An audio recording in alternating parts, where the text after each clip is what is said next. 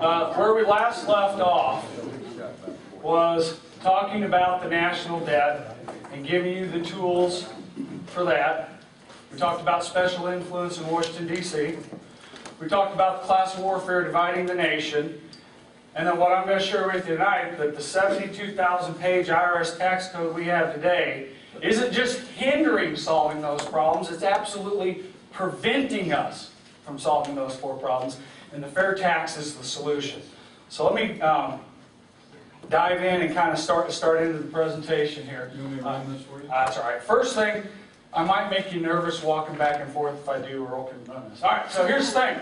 Give you just a quick overview on the fair tax. And as I get into this, we're going to get a little bit deeper in it. But first off, it eliminates all federal income withholding taxes. Eliminates all FICA taxes, including the employer contributions. You get control of your 100% of your paycheck, at least from the federal perspective. Now that's one of the misconceptions out there, is that the fair tax is on top of income tax and it replaces income tax. It abolishes the IRS. Now for some of you tonight, that right there is enough reason to support fair tax with me. And that's probably because you know the IRS has more investigative agents than the FBI and the CIA combined. It's huge. Eliminates all corporate and self-employment taxes. Eliminates gift, estate, and capital gains. Restores financial privacy to all citizens. No longer we have to divulge your entire financial life for a year to some accountant you may not know, and then to the IRS. Privacy is important, and it ensures Social Security funding. So, let's get in and start talking about jobs. Everybody agreed we need more jobs, right? Yeah. And if you ask people out on the street, they're going to say we don't have jobs because they're going overseas, right? Right. And the reason people will tell you jobs are going overseas is because of cheap labor. And I have to say, year and a half ago, I agreed with you wholeheartedly. But I ran across a couple articles that caused me to do some research.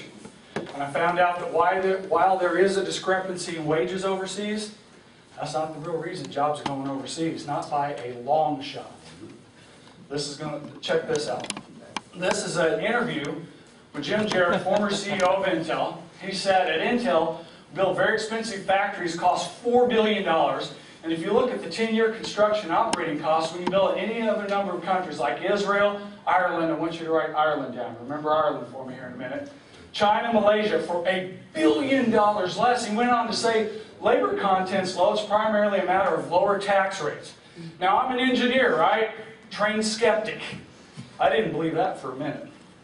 I was locked up on lower wages, and I wanted to find out what is the wage difference between China and the United States. Now, I'm not going to butcher this name, but this town in China, they pay their workers an average of $220 a month.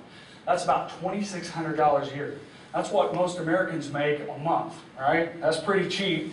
And if you look at median household income, now here's the thing. If you look up median individual income, it's about $22,000, but that includes anybody from 15 and older. So I didn't want to use that number. So I looked at median household income, which, would you agree, that's adults. Yep. And in today's economy, both parents are working. So if you split that in half, that's about $25,500. Subtract the difference of what they make, the $2,600 in China, that's $23,000 per year per employee.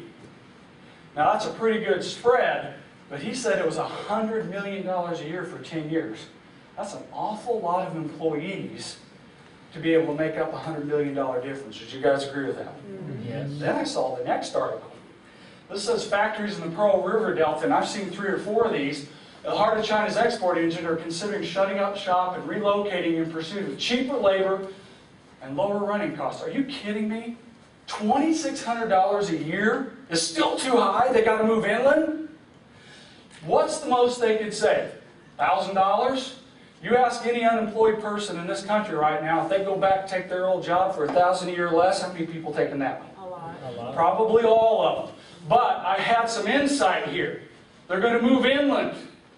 My manufacturing background told me there's a lot to building a manufacturing plant, and I just so happened about 6 years ago to interview a guy that owns a bunch of fireworks stands in the Kansas City area, and he's so big he goes directly to China every year to negotiate to buy directly from the factories.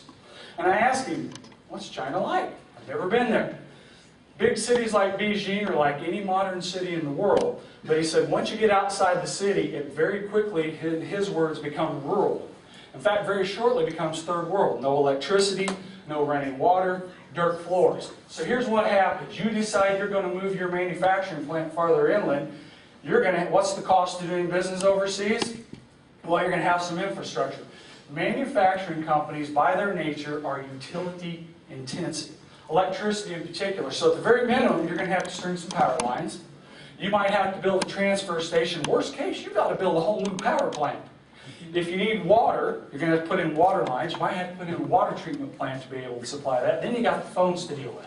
You're going to string phone lines, cell towers, something. Then you got to deal with the local population to hire and train them.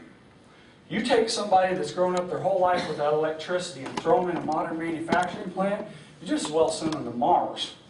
It's going to take a lot more work to get them up to speed to make that plant efficient. And then you got to deal with the logistics. You got to get those products from your plant to the shore, on containers, across the ocean, through U.S. Customs, back on trains, back on semi-trucks and redistributed. Now, I've never dealt with China, but I worked for a company where we dealt with England, which, by the way, two great nations separated by a common language. That was pretty intense. I can't imagine what that would be like for doing it in China. Now, I didn't, obviously, if you're interested, I've got a bunch of numbers on that, but I didn't put them up here tonight because you could argue that you don't have to do all that, but there's a safe bet you're doing a lot of it. And can we agree that that's going to run tens, if not hundreds of millions of dollars? What that means is the cost to build that plant is going to offset the wages. So what is the real difference? Jim Jarrett said it was taxes, so I thought, well, let's look at the taxes. Turns out the United States has the highest corporate tax rate in the world. It's 35% at the corporate level in the United States. It's only 25% in China. But that's not the end of the story. In the United States, you've got to deal with the state taxes. According to this is the Organization for Economic Country Development, said in 2010, the United States was the highest at 40%. That's an average of the state. Remember I said Ireland? Ireland sits down here at the bottom at 12.5%. Now, would you agree Ireland's got a better infrastructure than China?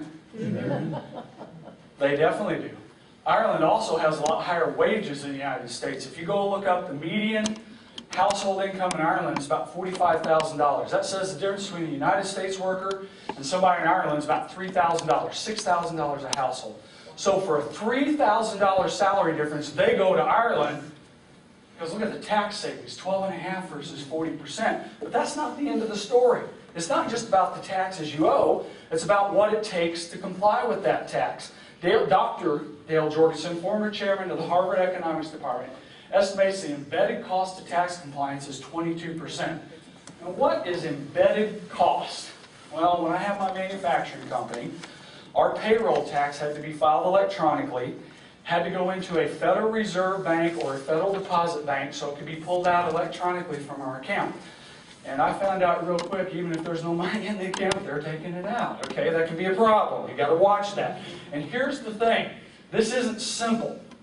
You've got to look at every individual employee based on their tax bracket, based on the hours they work, based on the deductions that they've requested, calculate all those numbers, compile them into this nice form, figure out how much FICA they owe, add your match to it, send it to the IRS so they can take the money out. And you don't want to mess around with this step. This is not an area that you cut corners, because in the IRS world, most of you know, you are guilty until proven innocent, right?